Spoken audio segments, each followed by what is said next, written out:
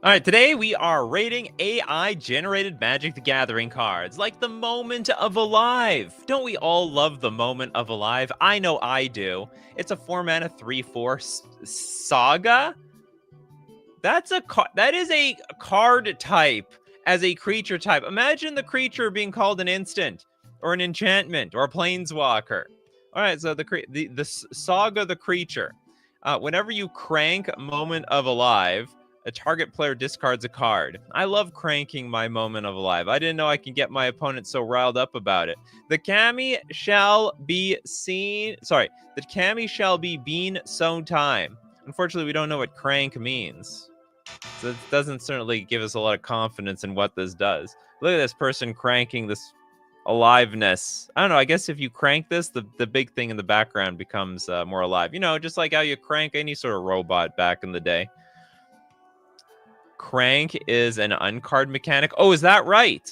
That is such a shame. I wish that their AI didn't learn from the unset, unglued, you know, basically the fake cards.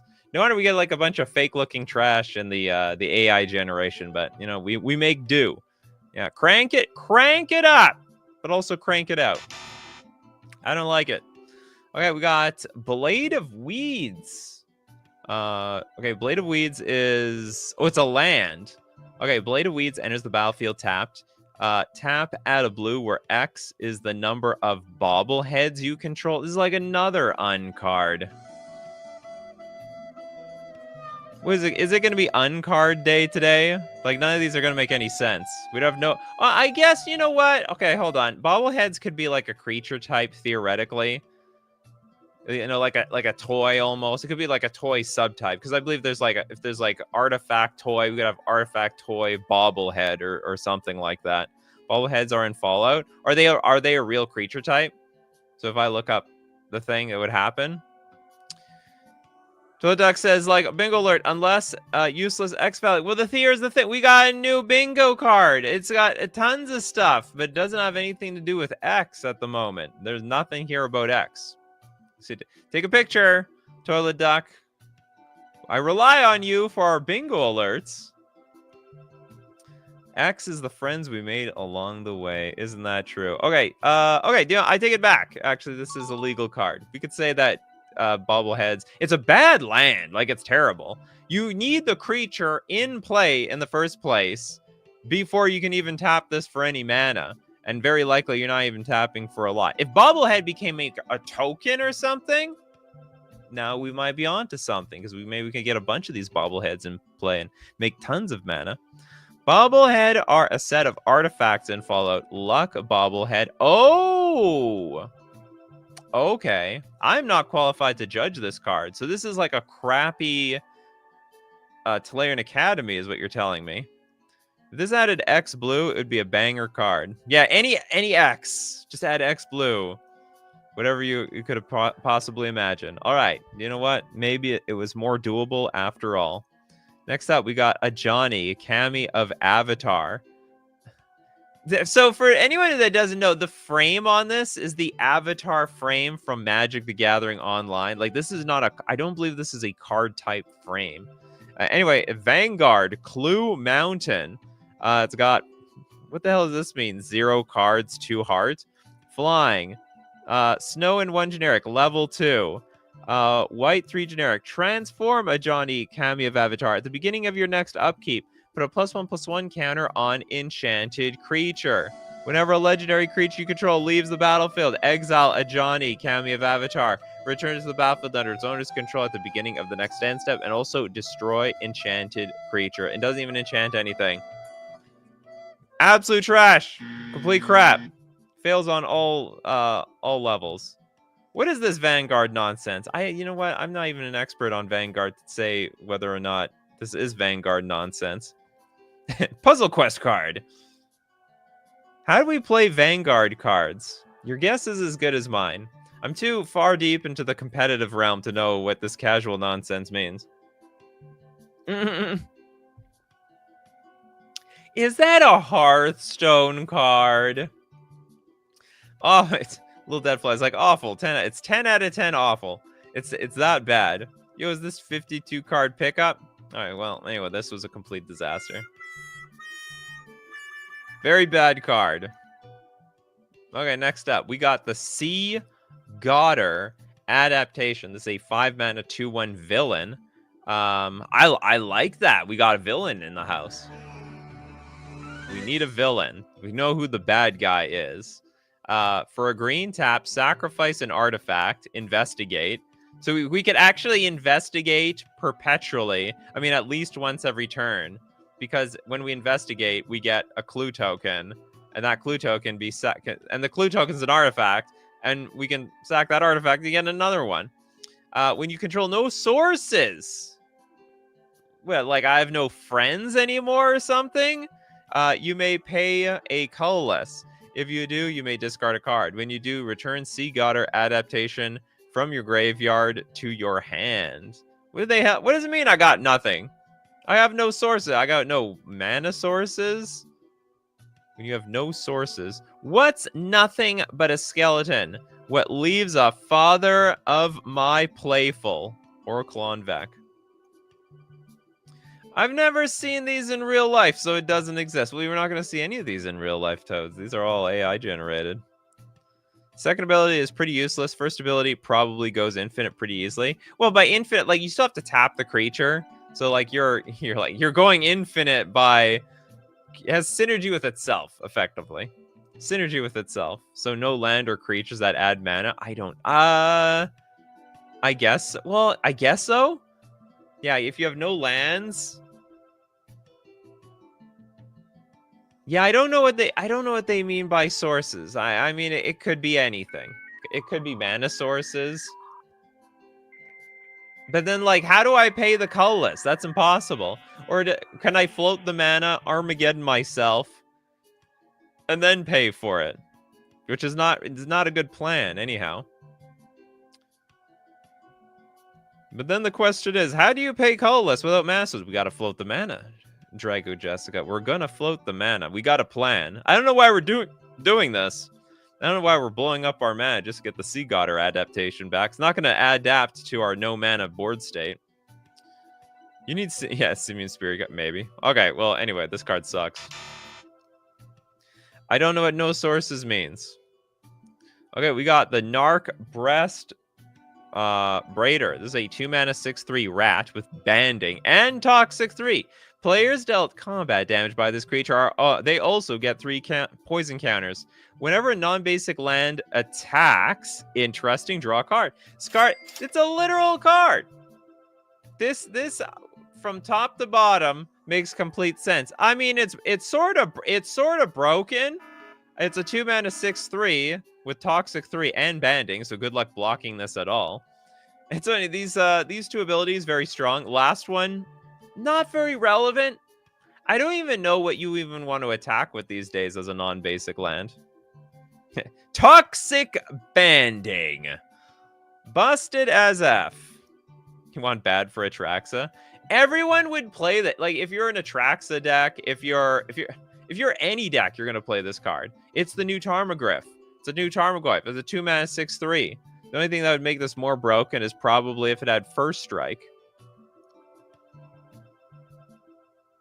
Oh, you know what I didn't think about, Drago Jessica? It's that I was thinking like if the opponent attacks with a non-basic land, we could attack with a non-basic land. We also cash in on this card.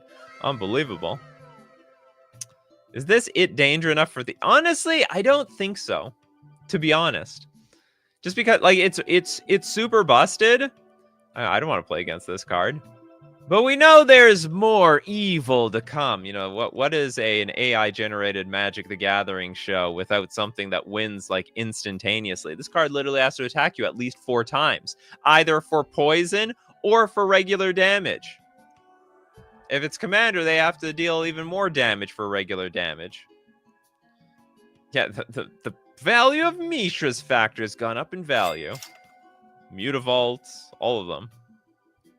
Yeah, exactly. This is a little mid by AI standard. We know it can get more danger than this. But anyway, yeah, this is I mean, I'm not printing this damn. It's a legal card. I'm not printing it. Too strong. Too strong.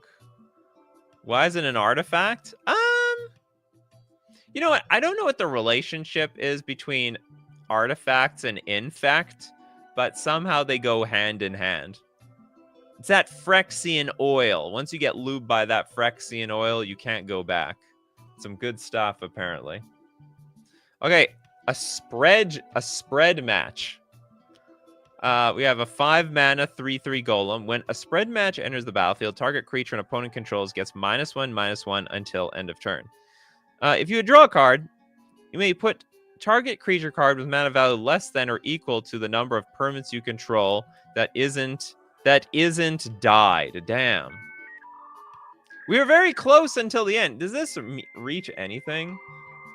Has the flips. Oh, wait a minute. The other oh no, the other card did not have the flips. We haven't seen any flip cards yet. Well, I don't know how anything is even gonna flip. Phyrexian oil, fuel for Nissa. That's correct. 1 card infinite, all for nothing. I think this is gonna be a really hard bingo space.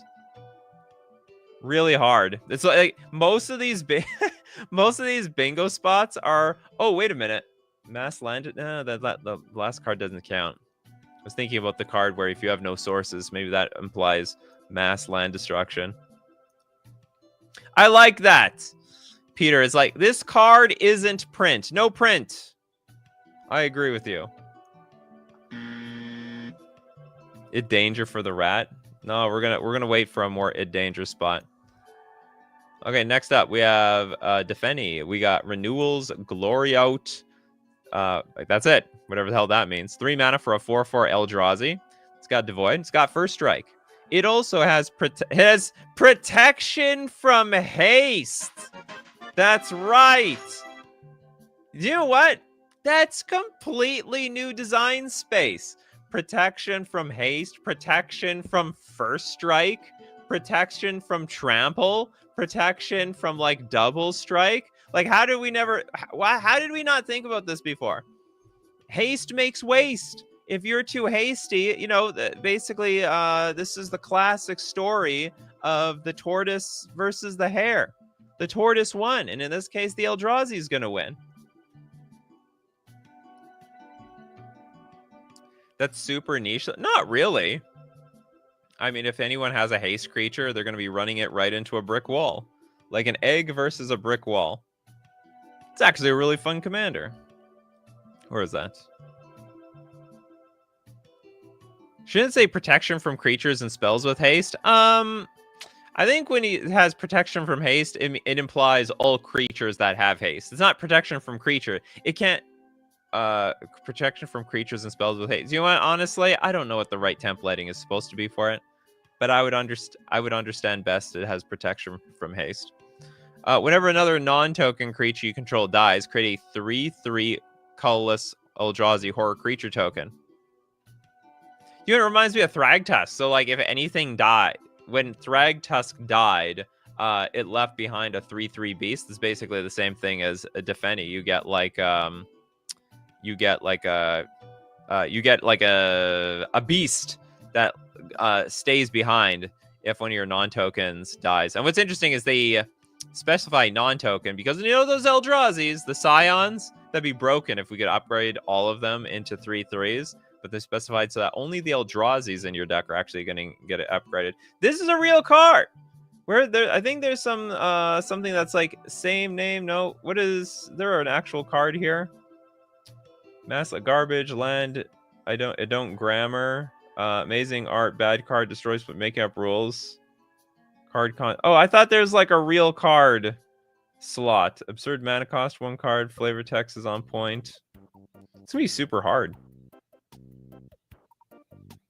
I honestly think it means it can't gain haste. Nah, I don't look at it like that. I like this card. It's probably the best card we've seen all day. Looks as real as it can get. Okay, next up, we've got the Anointer here. The you work it is a white 1 mana 4/4 zombie knight. Partner with Scouter of the Foundry Divan. Deathing Flesh. Whatever that is. Sounds dangerous, though. At the beginning of your end step, you may cast a spell from your hand without paying its mana cost. We have at the beginning of your end step, you may cast a spell from your hand. Oh my god! 1 mana. It danger.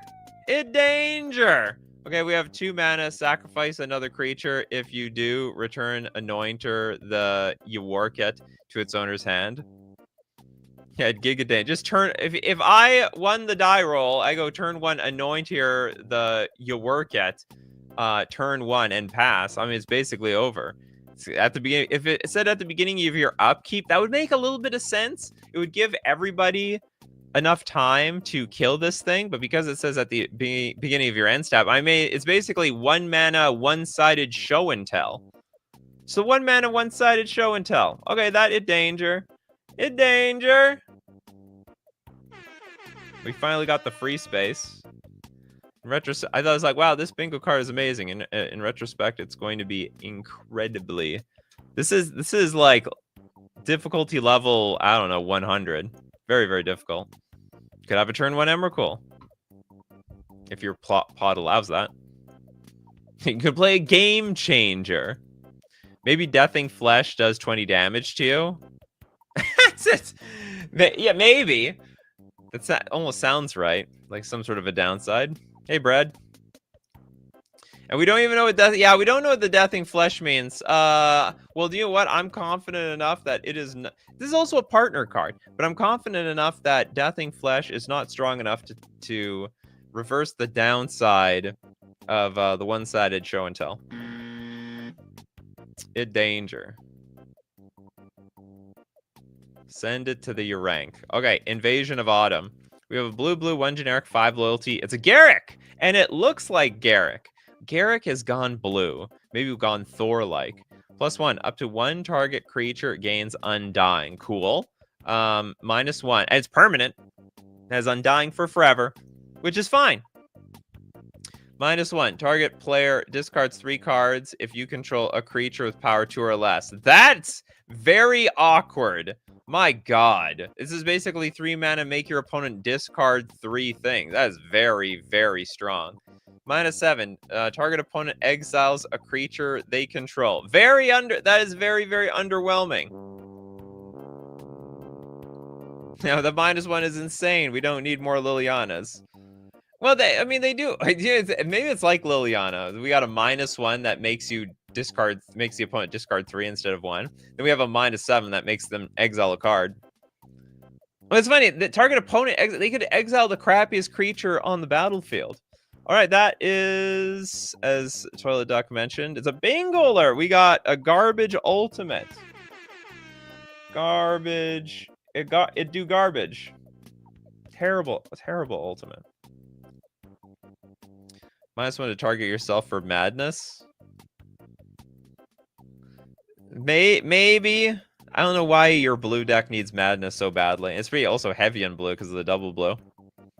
To answer a question about the Vanguard questions before, the hands and art modifier modify what you start with. The heart is +X, that much life, and the hand is +X, sorry, ± that much to starting and maximum hand size. Thanks for letting us know, Christopher B. Does it don't grammar?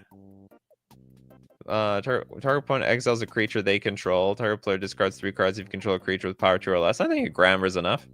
The grammar is not perfect on Magic the Gathering cards in the first place. But is it doable? It's doable. Drinks enough fuel of Nissa.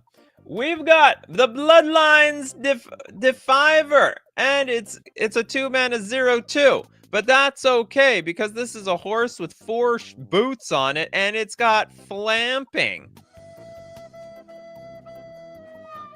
And also, that's a one-word card. Oh, it's one word in no. One word of text. It's not even has anything to do with this card. It has nothing to do with the game. I think they were trying to say flanking, but it's flamping. Is flamping even a word? Flamping.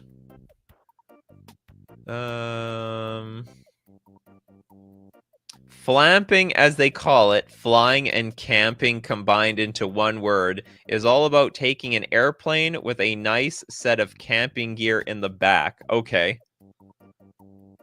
Where's the camping gear? Maybe they tried to say glamping. I don't even know. Is glamping a word? Is glamping a word now? No, I don't think that's something either. You mean galloping? Yeah, even the guy's confused. What are we doing in the air? I didn't take this horse there. What are you? What are we? Is some unicorn blood in you or something? It's that unicorn blood. You never know. Okay, what the hell? I mean, without reading the card, we've got like some sort of monk, a detective, a wizard, and a basketball player. Is that like supposed to represent a new party? We have Snarl Elementalist is a 3-mana 3/3 human cleric with haste. At the beginning of your upkeep, choose one. One! Okay. Or you can scry one. Or you can create a 1/1 white human wizard creature token with haste. Sacrifice at the beginning of the next end step. Oh, you can choose. Look, this person is one right over there. Look at that. The basketball player. You choose your number one. I choose one. The illusion of choice. That's right. That's just your average black representation in 90s cartoon with the basketball player. Oh, sweet. Support for the white token wizard. Not a bad card for 1998. Yeah, no choose A or A on this. Well, actually, you don't get two of the same choices anyway. There is 3 separate choices on this card. So choosing one doesn't do anything. Well, I mean, maybe it doesn't matter. At the beginning of your upkeep, choose one. I choose one. But it still doesn't do anything. It's not real. The other 2 abilities are pretty real. Can we all agree this is an amazing art? I don't know, in some sense. If you like basketball, I suppose. Trenton's like, I'm going to say this card is actually quite powerful. A 3-mana 3/3 with haste with bonus upside. I don't know, 3-mana 3/3 haste is not that great these days. That's like, okay, the card that I'm thinking of does not have haste. There's a goblin something. It was a 3-mana 3/2, I think, and it makes a 1/1 each turn with haste, and you can accumulate the goblins. Is it no grammar? At the beginning of your upkeep.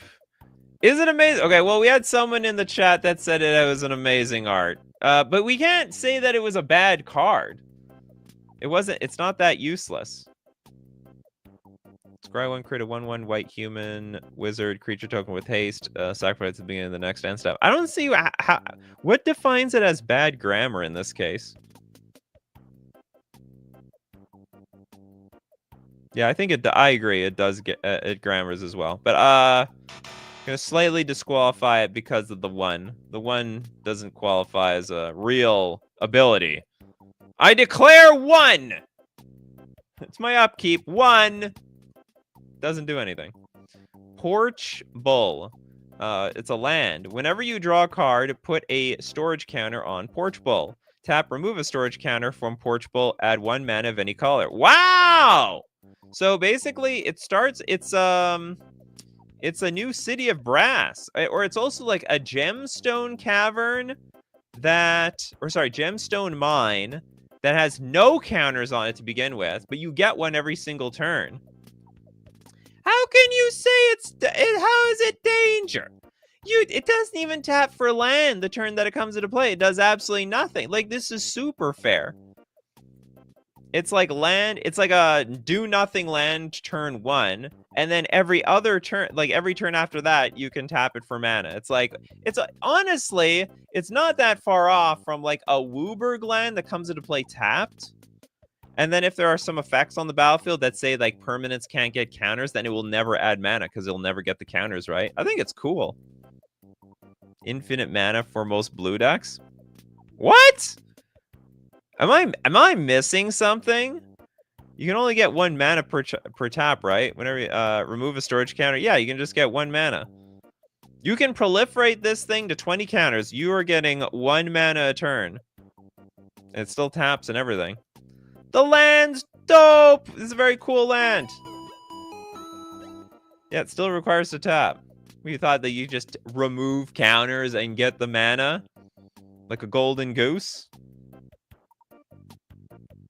I think people aren't looking at the tap symbol. Yeah, there's a tap symbol. There it is. It's right over there. Does this hit anything? Deeply voter.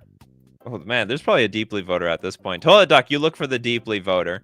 Same name as a real card. Flavor text is on point. I don't know how the flavor text is ever going to be on point.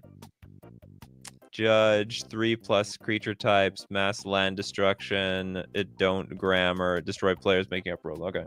No, this is just an awesome card. This card is balanced as F. I agree too. Although if you have cards that can move counters to other cards, you're getting like 1 storage counter a turn. I don't even know how much storage counters can be broken. Who's gonna break the storage counter cards? Okay, cool card. Very nice. Very, very, very nice. We got Spider Trance. This is a 3 mana 2/4. What the hell? Create artwork spider? Create artwork is the card type. Spider is the subtype. Rules. Follow them. When trans spider lands, you and your opponent immediately activate the energy position. Oh, we got a lot of these cards today. 7 mana. Look at the top 4 cards of your deck. Take 1 and add it to your hand. You can put the rest on the bottom of your deck if you want. This is a mistranslated card. Oh, is that what it is? Oh, it's a Rosewater Stone card. Okay. Well, today is not mistranslated card day. So we got immediately disqualified. Like, I was like, this is really weird, even for AI generated. Because it's sort of just breaking the... I don't want to say it's like it's talking about the game casually. Like, you can put the cards on the bottom of your deck if you want. You don't have to, you know. Yeah, I was we were all a little confused over there, but we were back to the Tireless Wayfinder. The 2 mana 0/1 Jackal Warrior, first strike, and Ward 0? It's Ward 0. It doesn't do anything. Also, first strike without a power. Each creature on the battlefield your opponent's control can't be blocked except by first strike. Each creature on the battlefield your opponent's control can't be blocked. I'm helping my opponent? Oh, you know what this could be? This could be a donate target. Don't we have... Isn't there like a donate target on here? Donate target! We give this to the opponent. Because then when we give it to the opponent, like, first off, it's completely harmless. But then each creature on the battlefield that we control can't be blocked except by first strike creatures. So, like, literally, it's interesting. The Tireless Wayfinder is the only... It's got first strike, so technically it can block the opponent's creatures. I would never willingly give a first striker to my opponent. We're gonna give him this.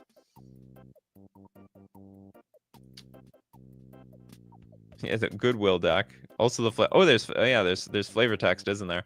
Okay, I have made scub of those who access a Kled dwarf within weapon, or one way to watch one's dragon? Question mark. Ward 0 means you at least get to ask them if they really want to attack your card. Yeah, 0 power though. Well, that's okay. It still has first strike. Probably because they're sleeping on the job. This it's funny. It says it's called a Tireless Wayfinder. Looks like it's taking a nap to me. The name is completely contradictory to its existence. Is there a bingo spot for that? Like a contradiction? Okay, card contradicts itself. The Tireless Wayfinder, it looks like it's got a little pooped out, you know? Pooped out like the jackal it is. He wakes up and switches side. Do you know what? I bet what happens is wakes up is on the wrong side of the battlefield. Seems quite hilarious to me. It don't grammar. Which part? It don't. Each creature on the battlefield, your opponent. Oh, your opponents. It should be opponents. You're right. Actually, it don't grammar either. All right, now we're picking up some steam here on the bingo card. This is just the best guarding position. Yeah, I mean, this Tireless Wayfinder crafted its craft during its time as a security guard for a 7-Eleven or something. All right, we're gonna take a look at more AI-generated Magic the Gathering cards, but we gotta thank our sponsor today, FusionGamingOnline.com, my favorite place to buy my real Magic the Gathering cards. Don't forget, Ether Drift is out hot and ready for your buying pleasure. Get them vehicles and yeah, there's a lot of vehicles in there. Ether Drift, they're speeding up. It's time to what do they call it? Get to max speed and get max value when you use coupon code Nikachu at checkout. Use this coupon code to get 5% off all your purchases. And we're gonna thank Mana Traders, the premier place to rent Magic cards online. Of course, with new sets come out, shakes up the format, shake up standard. Are you tired of like losing all the value of your wild cards on MTG Arena? Well, when you play on Magic Online, you can either buy the cards there or you can rent them with Mana Traders and switch up your deck as many times as you want. When a new format comes up, just send your old deck back, rent a new one. You can support the channel using my Mana Traders link in the description below or save 40% cash back on your 3rd month subscription using coupon code Nikachu_F08. And now back to any AI-generated nonsense. Okay, the Jack. I like this card. Actually, it's a banger. It's an absolute banger. Multiple fronts. It was a lot of fun to talk about. It's a real card. Mostly grammatically correct. You know, I can give it a break for the incorrect grammar. Okay, Tangle of Pi Gange. This is a quintuple red card. Artifact. 2 mana, tap, put a stun counter on Tangle of Pi Gange. Why? Tap, remove 2 stun counters from... That's not happening! Tap, remove 2 stun counters from Tangle of Pi Gange. Draw X cards. Is this possible? No, I think it's impossible. Like, if I understand correctly, if a card would become untapped, you remove a stun counter instead. So if there's no world where this thing is untapped with stun counters. Needs proliferate. Because like every single time, or can it be untapped and you put? You know what? Maybe I'm wrong. I think it could be untapped and then you put a stun counter on it, and then when it becomes tapped, you remove it. So maybe there is a world. Yeah, you can't. Well, no, I think I think there is a world where maybe you can put a stun counter on it while it's untapped. I think. It's fair. You need proliferate and send 7 mana at least. It can be untapped with Voltaic. Yeah, but I think with stun counters, the rule. Okay, I could be wrong. I believe how it works is if a card would become untapped, you remove a stun counter instead. So if you try to untap it with Voltaic Key, you're not gonna untap it. You still have to remove a stun counter. It just like takes a stun counter off the card. Warhammer Effect. This card, it's terrible. Oh yeah, it's bad. We're struggling to find some purpose for this. Ignore the fact that it's a lot of mana just to cast. 5 red. That's we expect more than I don't know, what is this? Vegetable soup? Oh, I like this one. Bingo, Judge. We need Judge. I don't know if any of us know how this card works. Can't X be whatever you want? Oh yeah, that's so if it's possible that if we somehow remove 2 stun counters from it, now all of a sudden it's making a lot of sense. We now know why it costs 7 mana, or basically 5 mana, and the impossible task of removing 2 stun counters, because the reward is sweet. We get to draw our entire deck. If you're playing this in red, I don't think you're playing red, right? It's not that. It's like mono red. It's like deep mono red. It's a strange pizza soup hybrid. Pizza soup. That is not a soup. It's a pie. It's like it's some sort of like weird looking pizza pie or something like that. Okay, Quill, save us here. 1 or more stun counters on a permanent create a single replacement effect that stops the permanent from untapping. So I think, and Sebstone says, nope, you're right. Stun counters prevent any type of untapping, so it cannot happen. No. What? But there might be a world where you can remove stun counters from something else and put it on this. I don't think stun counters inherently tap a card. Usually the card is like tap target creature, put a stun counter on it, or tap target permanent, put a stun counter on it. There's probably a world where you can move stun counters from another permanent onto this permanent, so you can draw infinite cards. Like that's what I'm trying to say here. But like the first ability makes no sense, because you can put a stun counter on this and it will do nothing. Because once you tap it to put the stun counter on, oh, you know what you could do? Oh, I have an idea. This is piggybacking off of the idea with Voltaic Key. You have to hold priority. Pay 2, tap, Tangle of Pygange, to put a stun counter on it. Don't let it resolve yet. Hold priority. Hold up. Then use Voltaic Key to untap your Tangle of Pygange, and then it resolves and it gets the stun counter. I don't know how you get the second one. You might have to use 2 Voltaic Keys and activate it twice and let them resolve in order. You can put the stun counter on a second Tangle of Pygange. And you know what? I didn't think about that, Quadizzle. It didn't specify which Tangle of Pygange. That's right. You can tap it again, but if we tap it again, then we can't untap it, remember?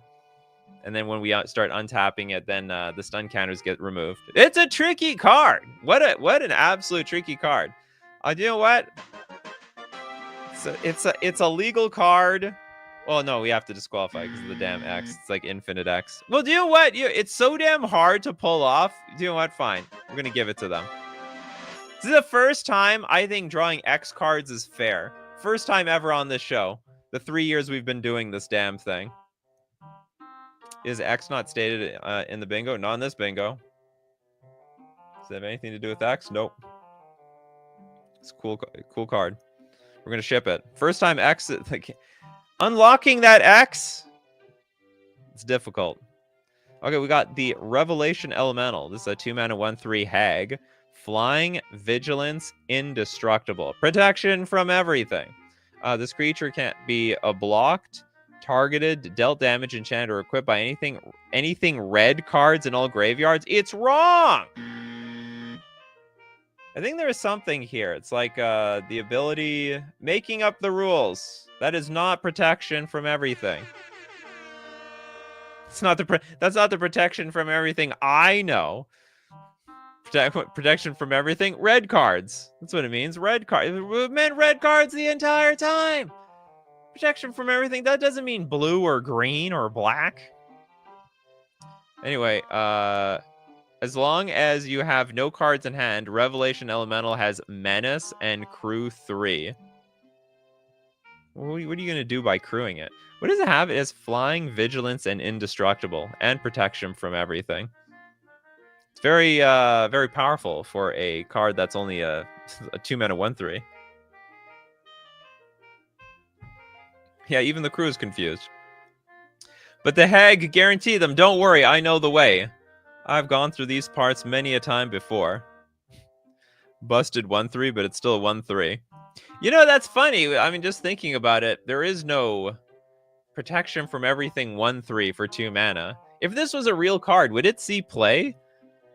I'm a little doubtful. It can still I can't get it literally. What if it was a 0/3? I wonder if that would see play. The ultimate blocker, the ultimate immovable object. Why we gotta have 3 power to get on Granny's back? It's not a vehicle. Not yet, Toads. Not yet. Where it's the vehicle in the making. It's a vehicle at some point, see? It can poke each other, also pump it up. Okay, well, anyway. Protection from everything a little botched.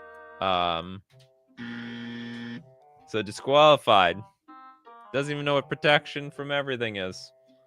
Okay, we got the Storm Knight, a 3-mana 2/2 vehicle. Now that's a vehicle. Crew 2. Storm Knight can't be blocked as long as you've cast a non-creature spell this turn. Sounds reasonable. Pay 3. Storm Knight gets +X/+X until end of turn, where X is the number of creatures you control. This, are we serious here? This is actually a real card? From top to bottom, there is no difference between this card and like something you'd find in a commander set. This could have came out in Ether Drift. This could be one of those champions that they rode. It's a very weird looking vehicle though. This is like a mech or something. Or a Zord from Power Rangers. Have there been actual giant mecha vehicles? I want to say yes. Yeah, an actual card. Well, amazing. Pay 3 multiple times. Oh, yeah, that's true. Well, so it might end up being a lot of mana. This card doesn't look like the type of card that you're trying to, like... it doesn't look like it's going in the deck that's producing, like, 10+ mana. You might be really constricted. But, you know, it's not unreasonable that you go +X/+X a few times. And, of course, once you crew it, then, you know, that will be 1 extra creature on the battlefield. The Chase Rare? Well, I don't know about the... Let's not speak too soon here, Quadizzle. Let's not speak too soon here. With the pie, couldn't you use Voltaic Key to untap it and in response proliferate twice? Yeah, you could do that. That's a lot of work, though, Benjamin Berkeley. That's a lot of work. Okay, with this card's Zybers. Do we have something on the bingo card for real card? Absurd mana cost? What is that supposed to mean? Land doesn't tap. Oh, do you know what? That land last time, it didn't tap for mana. Like, you had to wait a turn for it to tap for mana. Maybe that doesn't count. Okay, we'll wait for an actual land that doesn't tap for mana ever.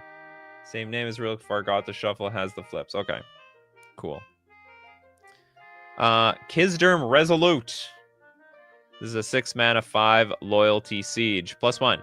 Kisderm Resolute deals 1 damage to target opponent or planeswalker. That is pathetic. That is so bad. -X. Kisderm Resolute deals X damage to target creature. That creature deals 7 damage to you. This is terrible. Like, at most, we can deal, what, 5 damage off the bat, and I'm getting shot for 7? -7. You get an emblem with you have no maximum hand size. Whenever a permanent deals damage to Kisderm Resolute, bolster 1. This is just the bottom of MTG card design. They've hit rock bottom here. Yeah, your average 1993 stable. They should have an old card frame. If Planeswalkers was made in 1993. Absolutely pathetic. Burn it with fire. I mean, it's not illegal. It's not illegal. Which side is he on? Yeah, maybe not ours. It's not like we can... It's not even like we can donate to this to the opponent. There's no static ability to sabotage. 1993 doesn't have planeswalkers, though. Oh, yes, they were. You and I were a planeswalker in 1993. We're just saying, like, if it were designed in 1993, this is what it probably would look like. Because everything that wasn't like an instant or sorcery or instant or artifact. Anyway, the creatures weren't any good back then. Let's just put it that way. Do we like the art? Okay, Toilet Duck is asking a question here. How do we like the art, chat? I mean, this guy looks intimidating. This guy shows up, walking through a bunch of brimstone and fire. I would think this guy is pretty badass. And then you find out the abilities are actually quite useless. Dr. Nemo likes the art. We got Mappius also likes the art. Art is pretty mid. Art is kind of cool. Okay, we have 2 people that are like, you know what? It's sort of good. That's not good enough for me. Not good enough. We need people like, wow, that's a banger art. Everyone's like, yeah, I'm putting that on my wall. Anyway, it's doable. It's a doable art. Okay, Trailblazer's Claw for X. You don't see many X cards very often.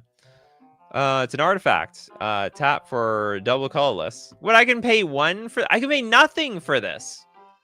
Pay for, tap, sacrifice, Trailblazer's Claw, draw X card. This is busted! It danger all over the place.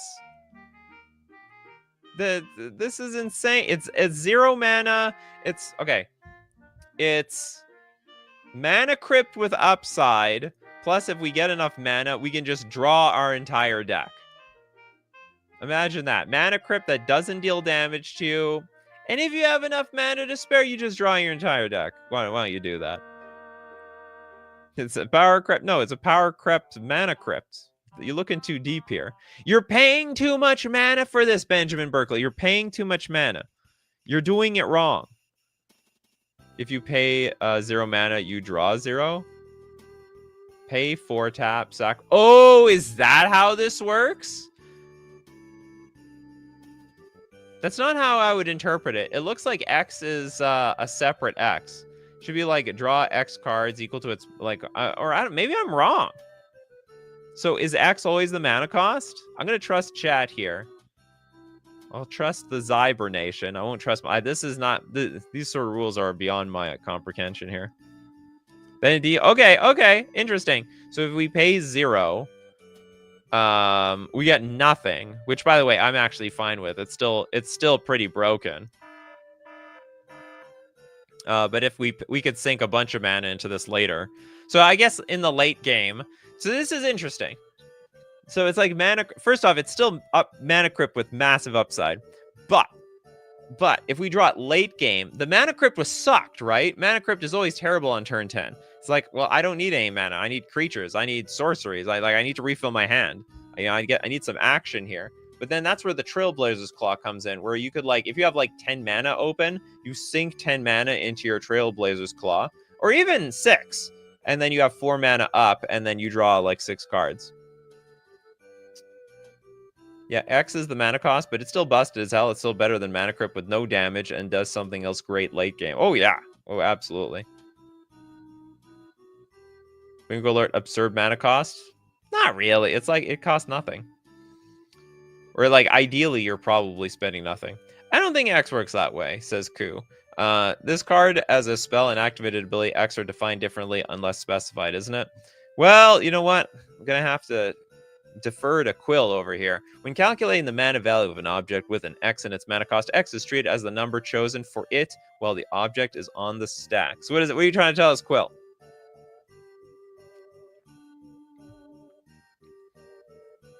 Oh, I see. Okay, so like, I think what it means is if it has an X here, it's determined by what X was on the stack. The X's are unrelated. Judge! Do we have another thing here? Unspecified that? No. Observe. No, we don't got anything here. I think we've hit all the rules-based bingo spots. Chandler beats it. Chandler gotta act fast. You know, these are instant speed abilities over here. What if we just ripped it? Crypt kills vintage players. Give me a second. I'll tell you a card using exactly this templating. Well, we don't have time for that. Okay, so we're gonna still agree though that this is still too strong. It's a powerful mana crypt. If anyone has any comments on this card, let us all know in the comments section below. Okay, we got Phantom. Oh, we have a super chat here from Justin. Penny rare. Ooh. Was it? Oh no, it was a rare. Oh yeah, unless you're talking about Mana Crypt right now. What's Mana Crypt on the market these days? Okay, we have Phantom Patsby. It is a black-green instant. You lose 2 life unless target opponent adds 1 mana of any type target land could produce. No, that doesn't make any sense. I'm literally losing life unless my opponent makes mana. Each player discards a card. Interesting. Oh, by the way, thank you very much for the super chat, Justin. We're going to take a look at an extra card after the first 60 minutes are done for this show. You fool! You have to gain mana if you want to stop me from losing life. Yeah, exactly. That's exactly what I'm talking about here. It does say each player discards a card, so no matter what, like, that is definitely at least happening. Which also doesn't sound very good. I mean, this does sound like a Golgari card. So you need to target a land. Let's for reference my you lose unless target opponent adds 1 mana of any type target land. Yeah, you have to have 2 targets actually. So this is a weird card. We have to target an opponent, we have to target a land, and when the spell resolves, each player discards a card no matter what. Technically legal. Very, very legal. I like this art. It's like these 2 people are reading their own minds or something, but I guess they're actually tormenting. They're trying to forget something. Hence the discarding a card part. Clearly, this card was made to synergize with the Strixhaven Witherbloom cards. Perhaps? You like this card? You think it's Zyber's Mapius? Play to lose, right? No, not necessarily. Each player discards a card could be a benefit. Like if I'm playing a deck that doesn't care about discarding cards, then this is actually a huge win for me. Sebastian says they don't get mana if you target a land that doesn't produce mana, which we will hopefully see later. Okay.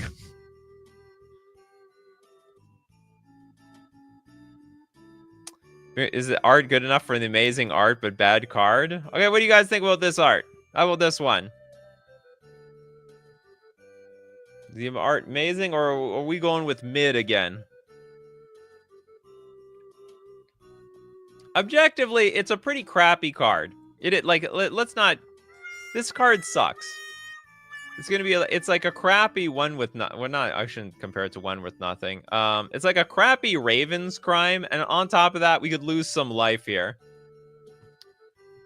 So we got. It's okay. Zyber art. I like it. Card is okay. Is instant. Great art. Art is 8.5 out of 10. You know, problem with this bingo space is so open up to interpretation. All right, that's good enough for me. Where we go? Amazing art, but bad card. Really bad card. All right, next up. We got Kaladesh. We're not supposed to say that anymore. It's Avishkar. What have I done? Avishkar the Wastes. This is a 2-mana enchantment with Convoke. It's not going to be hard to convoke onto the battlefield. Your creatures can help cast this spell. Each creature you tap while casting the spell pays for 1 or 1 mana of that creature's colors. All right. They passed that test. Pay to life to the pay this spell's mana cost. What? Do the top cards of your library until your next turn. Oh, God.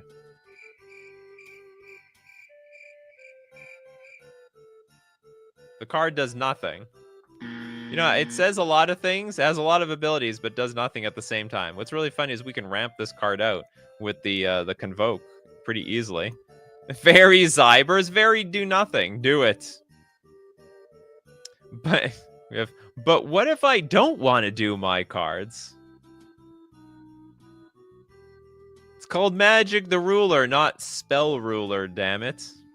This definitely doesn't... Yeah, this one definitely doesn't grammar. All the other cards were like, they were barely not grammaring. This don't grammar at all. It's a no grammar king. Very powerful in a deck full of cute women. Combos with cards with hot art. What? Oh, I get it. You people, you're naughty. You're very, very naughty. Hold on, what do I don't have a sound effect for this. Yeah, you do it. All that glitters, enable all day. All right. This thing like gets disqualified on multiple levels. I could disqualify it for 10 different reasons. Okay, we've got the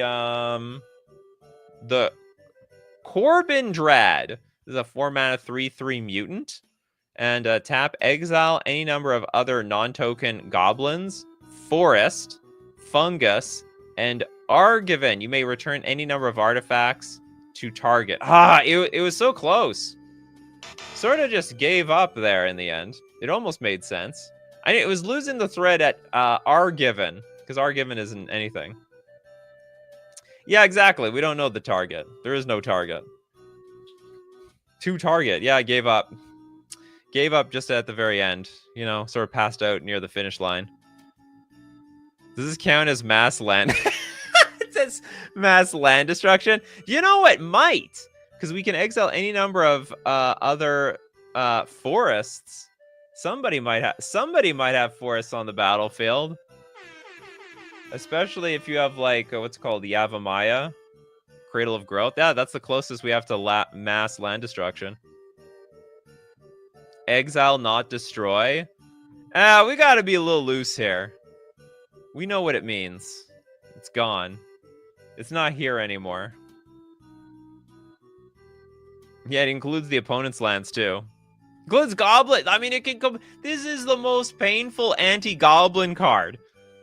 Goblin players looking at this card. No, you drew your Corbin Drad.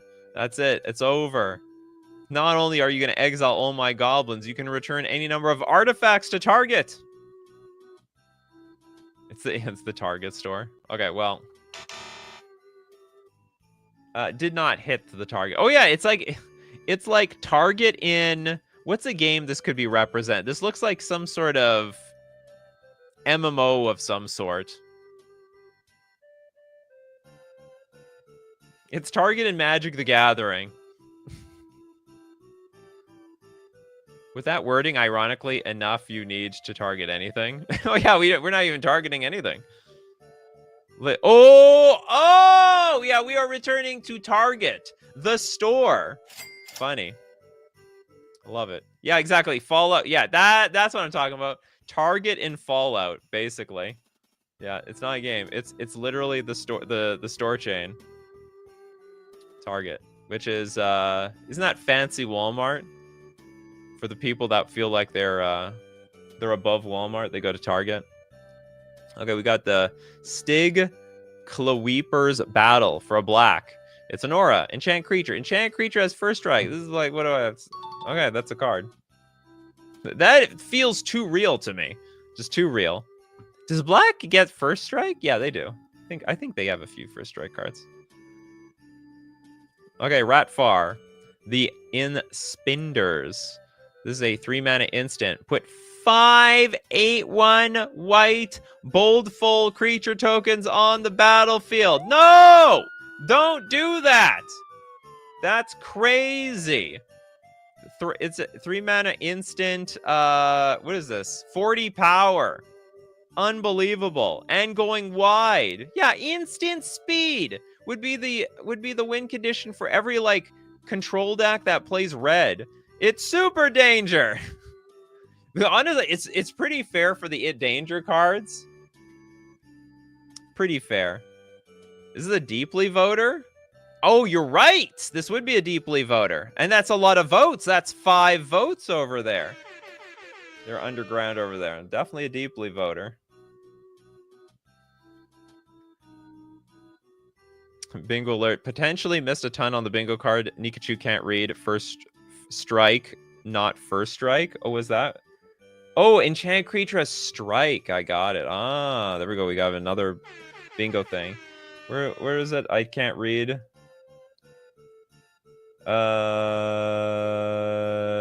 There's... Oh, that doesn't exist on this one. How is that a cute art? Oh, you're talking about the last one. They fond have flying, do yup. It's like some sort of weird pig Latin. Magic the Gathering pig Latin.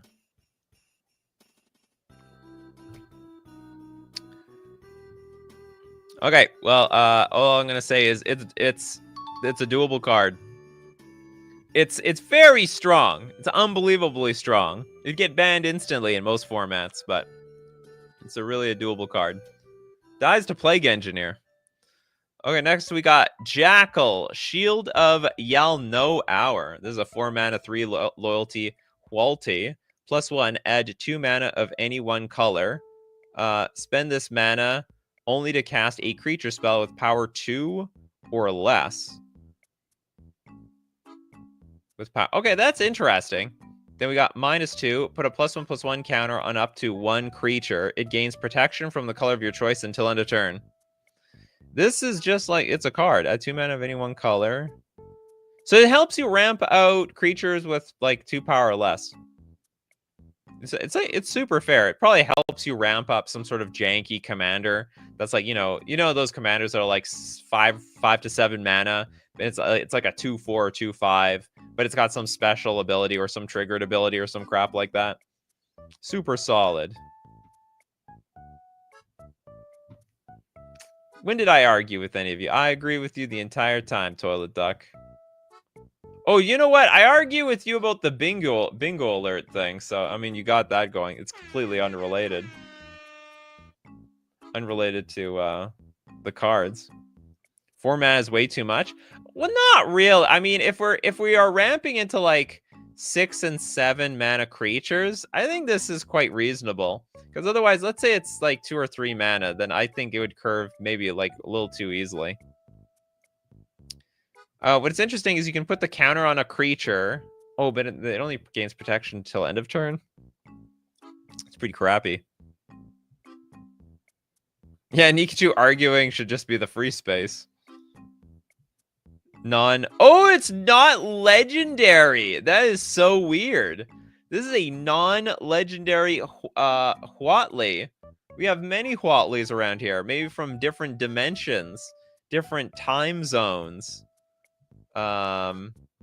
Maybe she just got cloned, you know? This is a clone of the original Huatli. This is a copy. You have millions of Huatlis here. You can go out as Huatli for Halloween. Get the whole Huatli cosplay. Weren't some of the old templated Planeswalkers non-legendary too? Yes, but they said these days you would have to specify that it's a legendary Planeswalker. I mean, maybe you're right. Maybe it's still considered legendary. Just consider it an older card. It should definitely not be mythic either.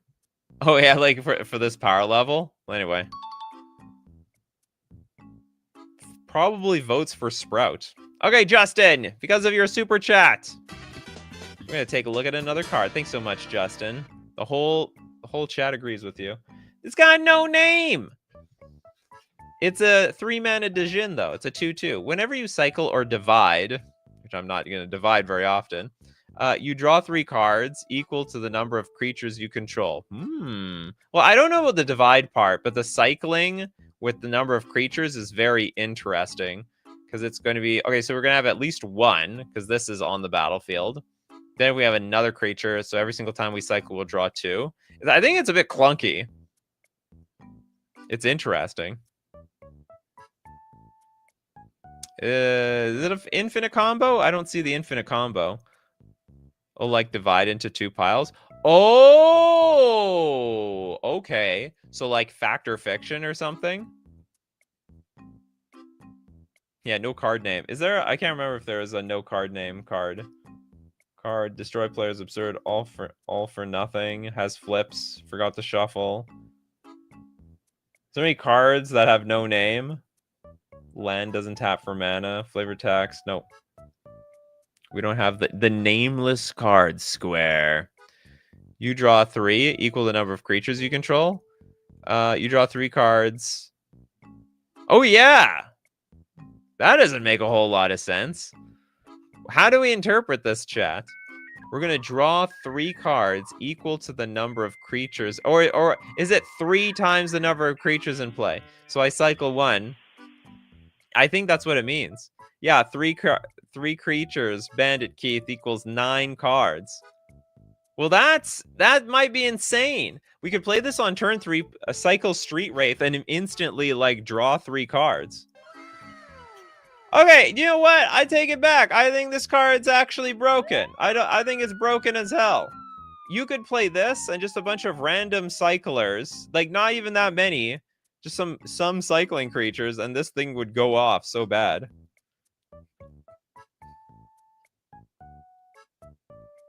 We need more super chats. Okay, bingo alert. Same name as a real card. There's at least one real card with a blank name or something. Oh, nah. But it's not a real card though. It's what's it called? It's an uncard. I think I know what you're talking about, but it's not a real card. I'm not counting Silver Border as real cards on this show. Can't nemesis it. So it has no name. It's also immune to anything that names a card. That's right. Meddling Mage, you have no power here. Meddling Mage, Pithing Needle. Not that Pithing Needle had any power here in the first place. Is that a card name? Gets around the Cure of Silence. All right. I don't like it. I think it's too strong. Your deck will be a little jank, but I still maybe I'm wrong. A lot of cycle cards are pretty terrible. Okay, Steve Cooper says, I want 2 more cards. All right, you got it, Steve Cooper. I'm going to take a look at 2 more cards. We got the Howling Barity. This is a 1-mana legendary artifact. Each legendary creature you control gains. Whenever this creature deals combat damage to a player, you may pay 2. If you do, you lose the game. What? No! What? Why?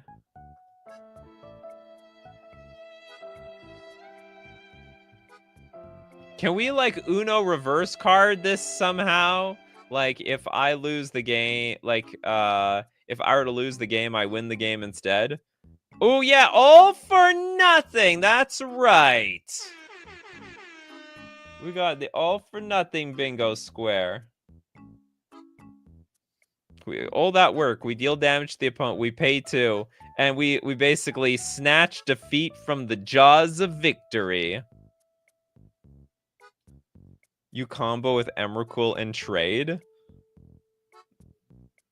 Yeah, it's like conceding on your terms. Yeah, I didn't think about that. Like, you know, we could just resign. We could just scoop our cards. Instead, we are scooping out of like the long way. This is like scooping with extra steps attached for no reason. Donate, then mind I get it. Yeah, there's an Emrakul that can mind slaver them. You can also just mind slaver them. That's funny. Doesn't destroy players. We just lose the game. Yeah, interesting. Forgot it was Monday. How's it going? Well, today is a very good show today. Scooping is for cowards. If I lose by attacking you and dealing damage, right? Yeah, you have to deal combat damage to a player. With my legend, I smack you with my commander, and you know what? I'm gonna pay 2, and I'm gonna lose the game here. Okay, doable card, worthless though, just completely worthless. Okay, let's look at the second card from Steve Cooper's super chat. Jack, the Storm Guest Out. This is a 5-mana 6 loyalty. Karareth. It's got dash for 4 mana. Okay, 0. Put any number of artifact cards from your graveyard on top of your library. Very interesting ability. That is very, very interesting. You know, does my opponent know what order they are? Put any number of artifact cards from your graveyard on top of your library. It's possible, you know, the opponent's going to be just guessing what's going to be happening. Is my opponent going to draw the Mishra's Bauble, or are they going to draw and play the One Ring? Okay, -1. Look at the top card of your look at the top card of target opponent's library. You may play those cards this turn. Another interesting. So the -1 is actually pretty strong, and it can't defend itself for crap.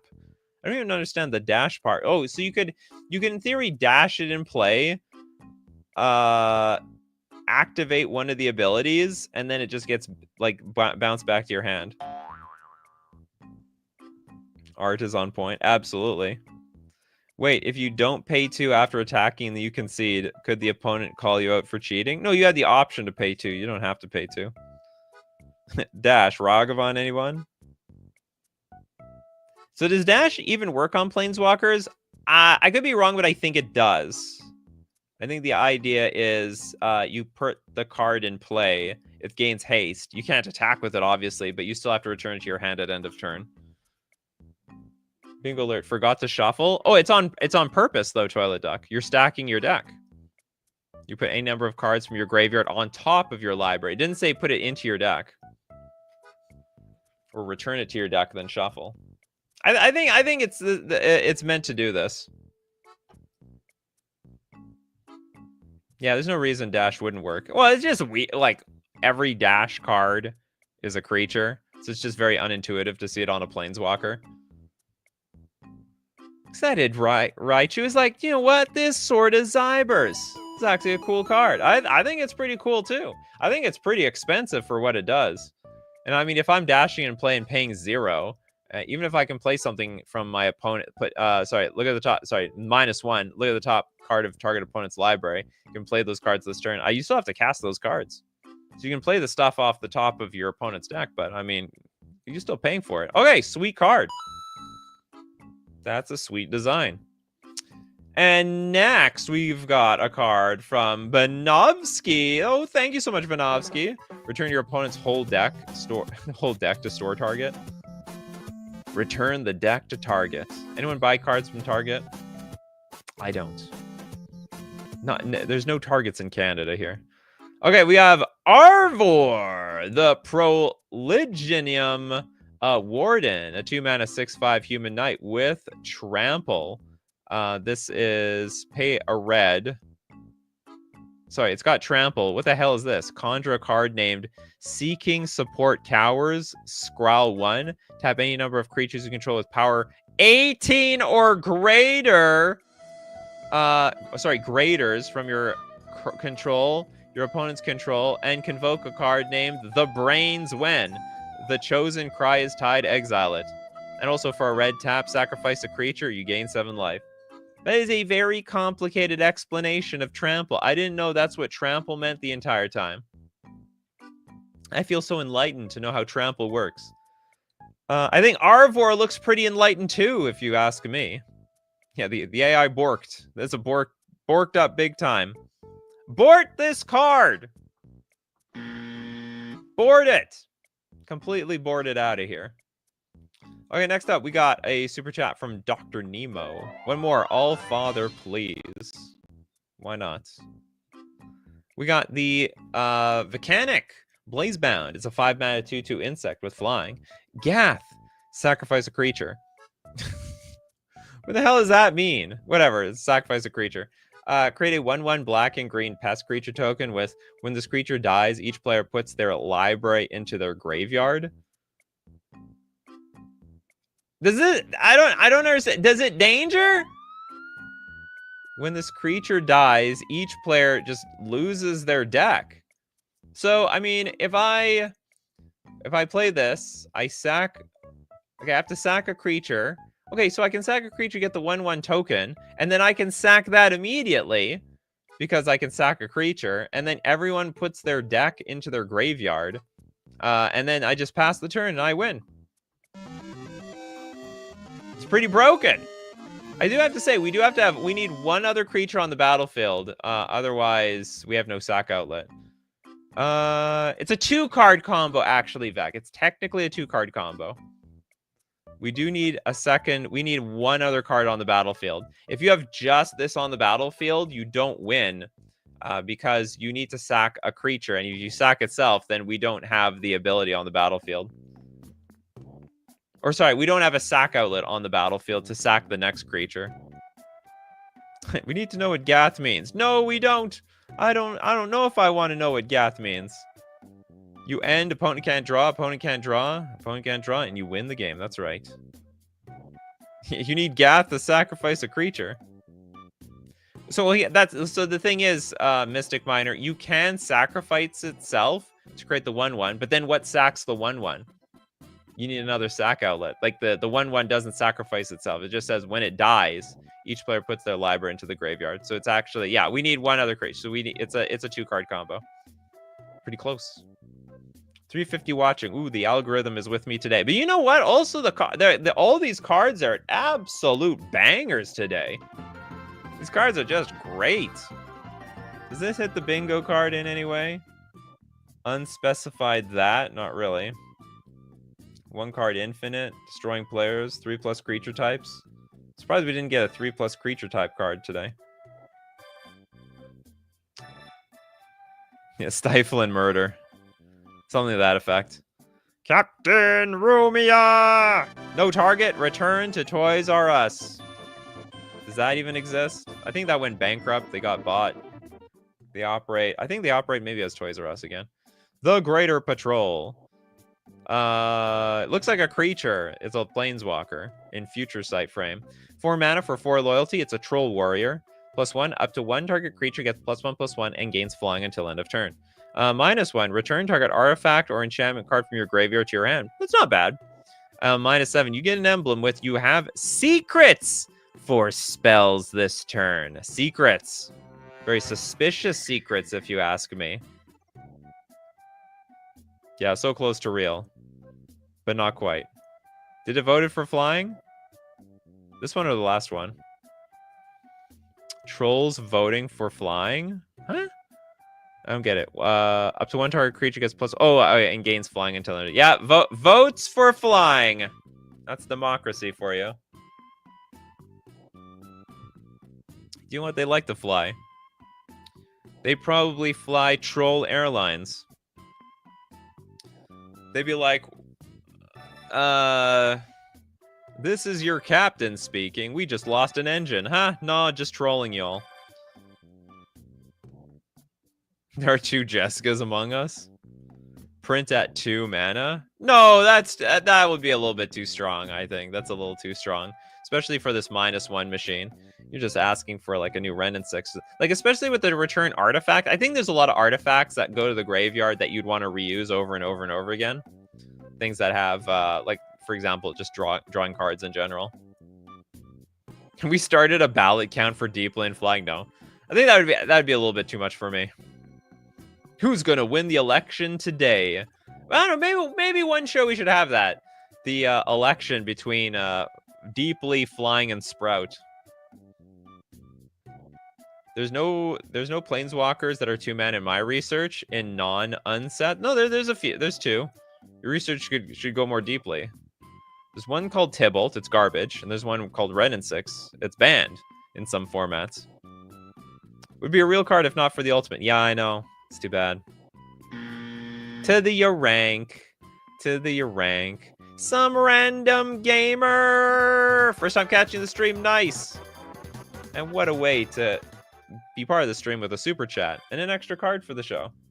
We got the Mist of Vigil. This is a blue 3 generic aura. Enchant a creature. It's got flash. When Mist of Vigil enters the battlefield, draw a card. Enchanted creature can't attack or block, and its activated abilities can't be activated. This is a really glorified pacifism of some sort. When Mist of Vigil is put into a graveyard from the battlefield, return it back to its owner's hand. That is, okay, that is unique. So it's like a Rancor. And you draw a card off of it. This is really cool. It's super expensive, but you get enough value off of it. And then, like, if the creature dies, which I don't think I don't know who's going to want to kill the creature, but if you remove it in any capacity, like you destroy the Mist of Vigil, then the opponent's going to get it back. It's a super legit card. Very, very real. Zyber, please. Pretty expensive, though. Well, 5 mana, it's expensive. But I don't think it's completely out of the question of playability. Once you get to 6 mana plus, I think it's pretty awkward. I think at 5 mana, it's like 5 mana, it's effectively a removal spell. What do we enchant? Just creatures? Whatever, that's fine. It's effectively a removal spell. Great against commanders, right? You draw a card, and then if the opponent actually, so if you put it on a commander, the opponent will have some incentive to kill their commander. Put the commander in the command zone, Mist of Vigil goes to graveyard, you get it back into hand. So actually, this is a absolute banger card. Yeah, ultimate commander hate card. 5 mana flash. You got a counter spell? I have worse. The Mist of Vigil. The mist runs both ways, opponent. All right, Banovsky. FF. Oh, the Final Fantasy Ultimate. Was it Universes Beyond spoiler, guys? Let's celebrate with one more card. I gotta go see what those spoilers are. Okay, we got. Oh, it's like it does it make a token or something? This is Windgrace Angel. 5 mana for a 4/6 giant angel. Flying haste. That is a weird. Okay, blue haste. Sure, why not? Whenever another creature you control leaves the battlefield, create a 1/1 white Phyrexian minion creature token for each other creature you control named Windgrace Angel. Only the chosen scheme in motion costs 3 less to cast. I don't know what schemes mean. I'm not much of a scheme person. I'm upset Tifa Lockhart wasn't spoiled yet. Oh, with good time. With good time, rated Lex. Definitely votes for flying. The art has been great today. That mist enchant looks great. And here's our Phyrexian minion. Looks like an alien. I want to believe. They are out there. Scully. You just have to look hard enough. I saw them once. Schemes are an arch enemy mechanic. Yeah, I'm like loosely familiar. I just don't know exactly. I know that it's real. Like the AI is not making it up, like a lot of other weird words that we see on this show.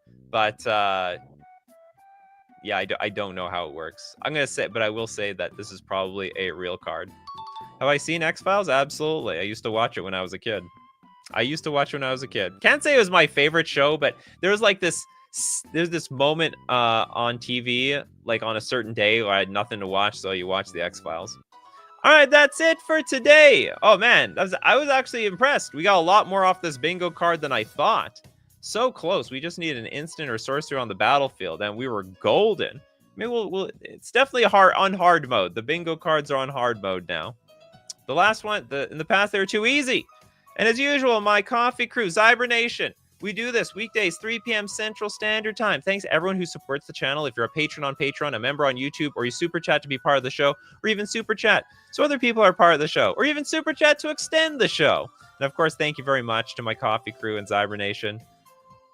Tyreek, bingo end music started too early. No, that doesn't really count here. It started early for you. It started on time for me. So thank you very much to the real Maxime. We got Z-Man Vader. We got Mappius, Dr. Nemo, King Maud, Alan, Hexanort, Toads, Justin, Peter Butchins, Street, Zeke Fox, Cameron Cole, Armando, Christopher B. We got the Forkman, Bell, Highwind, Bot, Eve, the Warhammer Effect, Teamer, Pietro, Tyreek, Some Random Gamer, Pageman, Terrance. You guys are the crew. You're the Zybernation that makes the show every day. So keep brewing up the magic, my crew, and we'll keep brewing up. What do I say usually? We're gonna keep brewing up the magic. Take care of yourselves, and I will see you at the next cup.